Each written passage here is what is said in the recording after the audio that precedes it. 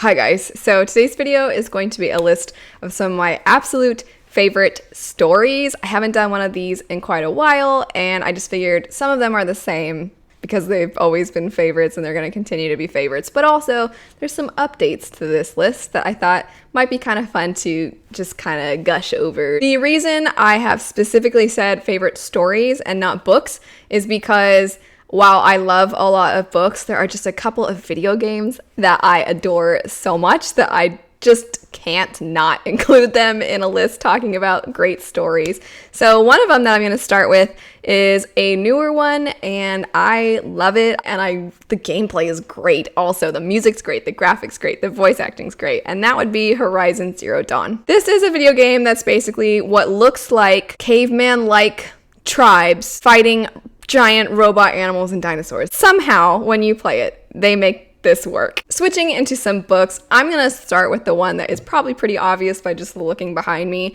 I'm a huge fan of Sanderson, and there's a few books in particular that I really love. I actually really love Warbreaker. Every time I do a recommendations video, Warbreaker ends up. It's fast, it's big, but it reads really quick, it's engaging, has a cool magic system, it's currently a standalone. There's just so many things that every time I do different recommendations videos, I'm like, oh, Warbreaker fits in this, and I love it, and I don't feel bad recommending it, but I kind of do, because I'm like, man, you guys are probably so tired of me talking about Warbreaker. I'll just kind of briefly mention the other Sanderson books, because I do talk about Sanderson a lot, and I will have linked down below some videos where I go more in depth. Otherwise, we'll be here all day long. But I love, love, love Way of Kings. It's my favorite of the 3 Stormlight Archive books that are out. I adore Kaladin so much. And then, speaking of great characters and Sanderson, I love Vin from Mistborn. That trilogy will forever and always be my favorite trilogy because I love the themes that are explored. I love the magic system. I love the tropes. And Vin, I love Vin so much. I am going to have also alongside this list have my honorable mentions, and I feel like right now Rhythmatist and Skyward are kind of honorable mentions. I love those 2 books, but Skyward for me, while it was so fantastic and fast-paced, I found that the sequel I didn't love the sequel so much, so I don't really know where the series is going, and I don't know if I'll end up loving the first book, but not the others, so we'll see. That's why it's kind of an honorable mention. Rhythmatist, loved that first book, have yet to see a sequel, and it is not self-contained. It absolutely leaves off with a cliffhanger. It was so fun, and oh my gosh, I've never come across another book quite like that one. It still has some familiar tropes. It's got a school setting. It's got a person with no magic who really wishes they could use magic. It's got some things that we're comfortable with, but also the magic itself is really unique. It's kind of a murder mystery. It's just like nothing else I've ever read. Leaving Sanderson territory here and getting into some other stuff, we have Before They Are Hanged by Joe Abercrombie. This is the second book in the First Law trilogy. I can't say that the First Law trilogy in its entirety is an absolute favorite because it took me a long time to get into the first one, and I didn't love the third one, but that second one, the way in which our characters would respond and learn from, and sometimes not learn from, the things that were happening, I really liked seeing it in that second book. This trilogy is all about the character work, and I felt like we knew the characters well enough from the first book that when we got to the second one, I could just enjoy them, but also I was still really unsure about what the heck was going on in a lot of things, so I was curious, and the characters, while I hated some of them, I kind of loved to hate them, and then all of a sudden I found myself starting to love them, and then there were some characters I loved from the beginning, even though I should have hated them. Next up, we have The Strange the Dreamer duology by Laini Taylor. This,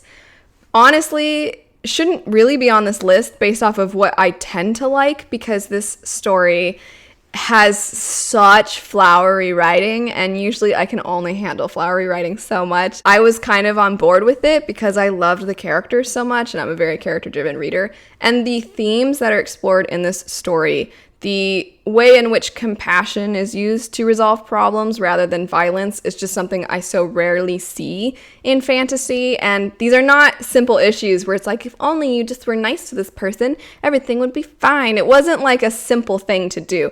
The compassion that it took from these characters was tremendously difficult, and as a reader who's accustomed in fantasy to being like, get that guy, and being satisfied when your characters do get the guy, in this particular story, I would feel that. I'm like, kill him in a, a reader sense, not like I'm a really terrible person, but I just felt like that was what I wanted, and then the characters were better than me, and I'm just like, oh man, it's so good. Next up, if you know me, you're probably like, how was this not one of the first things she said? And that would be Witcher. And I have reread some of the Witcher books multiple times, and I have some things about the Witcher series that I think are so good, and that Sapkowski's writing is really its own. He has such his own voice, and I love that. And there's some elements of the story, like when he uses dialogue, and you can kind of just tell what's happening, even though the narrative isn't telling you because it's just a quick back and forth dialogue. You can just picture things. He has this way of making the dialogue feel very real, and the characters feel very real and very gray, and the world is very dark, and you're looking at characters that you love within a dark world, and it affects them. So much about Witcher I love. There are some elements of the books and the choices Sapkowski makes with his storytelling that I don't love, but the video game, The Wild Hunt, is so good that I think I went into the books having played the game first, and that definitely amped up my enjoyment of the books because I think CD Projekt Red did such a good job with the video game. I love it so much. So Witcher, the books combined with the video game, The Wild Hunt, to me are just... Speaking of video games, coming in with another one would be Final Fantasy X specifically. I don't remember 7 well enough to really say it is a favorite, but I don't remember it well enough, and I'm just waiting for the remake. Oh my gosh, I'm so excited. But 10, this is the greatest love story ever told. That is what I always say about this game because, oh my gosh, my heart. And the ending is so tragic, and there's kind of, you expect one thing and you're like, this game's gonna break my heart, and then it goes a different direction and breaks your heart into even more pieces. Graphics are stunning, and the music is amazing, and some of the characters are so annoying, but you kind of can't help but love them and root for them, and just sometimes you hate them, but you're also like, please, I want everything to work out well. It's just so good. If you've never played Final Fantasy X, go play that game. Next up would be a manga series / anime, and that would be Full Metal Alchemist and the anime Full Metal Alchemist Brotherhood. That's the one that follows the manga. This story has so many characters that I adore and love, and I need to find other words to describe how much I really adore and love everything on this list. But Edward and Alphonse, their brotherly relationship in this story is...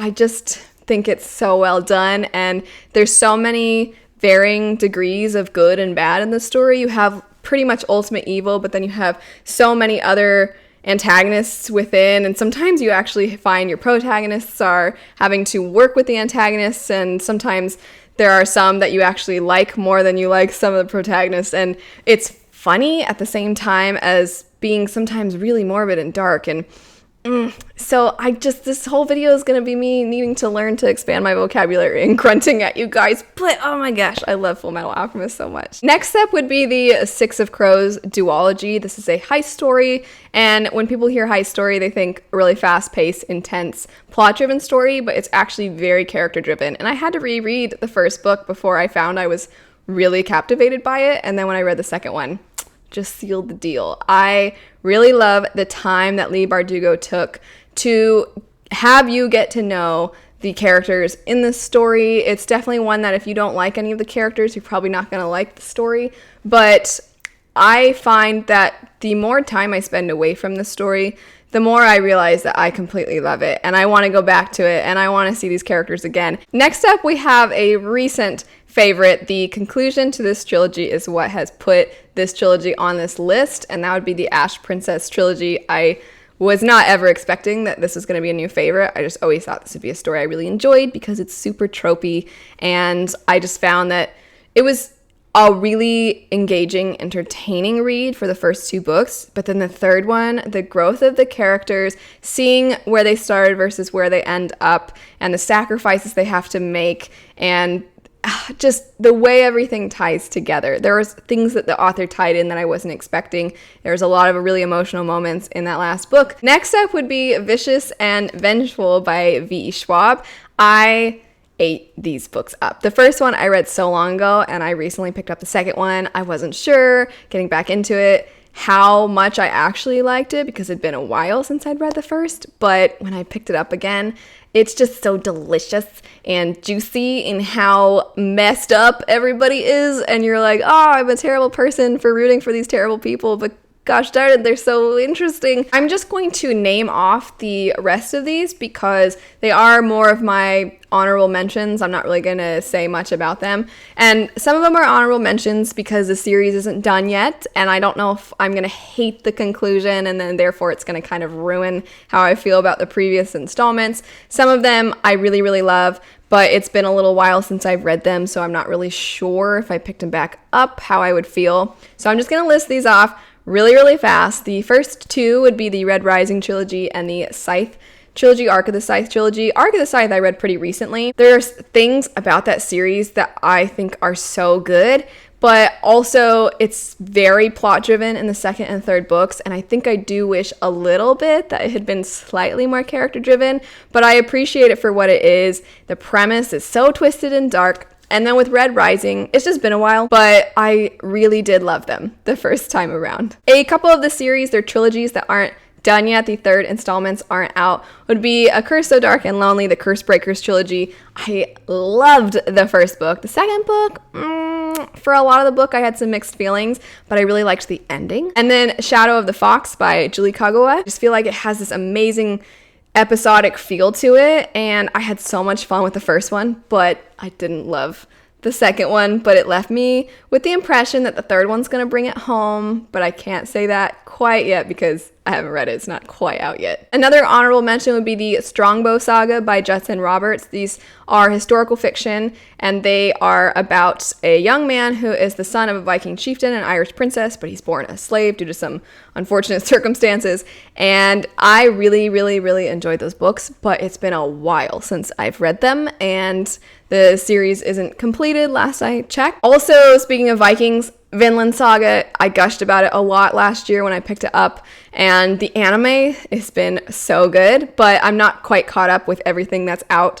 I don't know, how the conclusion to all of this is going to go. So it's currently on its way to being a favorite, but it's an honorable mention because you never know, maybe it could decline. Next couple are just ones that I look at with so much nostalgia. One of them would be Sailor Moon, and I'm specifically referring pretty much to the anime because I've never picked up the manga. I'm picking up the manga this year, and it is purely based in nostalgia because it's just so silly and ridiculous, but such a good time and so over the top and also not politically correct. And I'm so glad for it. Is that really terrible to say? There's this one scene where this girl tells this grown man, she's like in middle school, and she's in love with this grown man, and she tells him something like, she's like, I don't care if you have always lied to me, and if you continue to always lie to me because I love you. It was so funny to me. The other one that my feelings are definitely wrapped up in nostalgia for would be the Barnabas trilogy. This is a story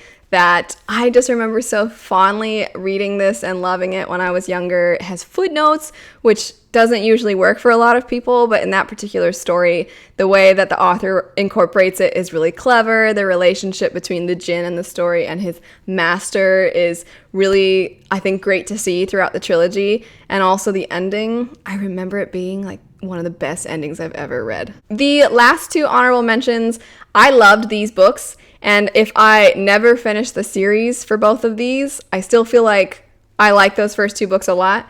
And that would be Blood Song by Anthony Ryan and Queen of the Tearling by Erica Johansson. And these, I loved both of these so much, and I'm so scared to finish the series for these because almost everybody says that they are not good. That's it for some of my absolute favorite stories. Let me know what some of yours are. And also, if you have any recommendations for me based off of the things I like that I didn't talk about, and maybe even if I have talked about them and you're like, oh, but maybe she knows about it and I don't want to say it if she's talked about it. Don't worry, I don't expect you guys to know every single thing I've ever read or played or watched. So if you have any recommendations for me, let me know. I'm always looking for new things to love. But anyway, let me know what your favorites are, and thank you so much for watching. I'll see you guys later. Whoa.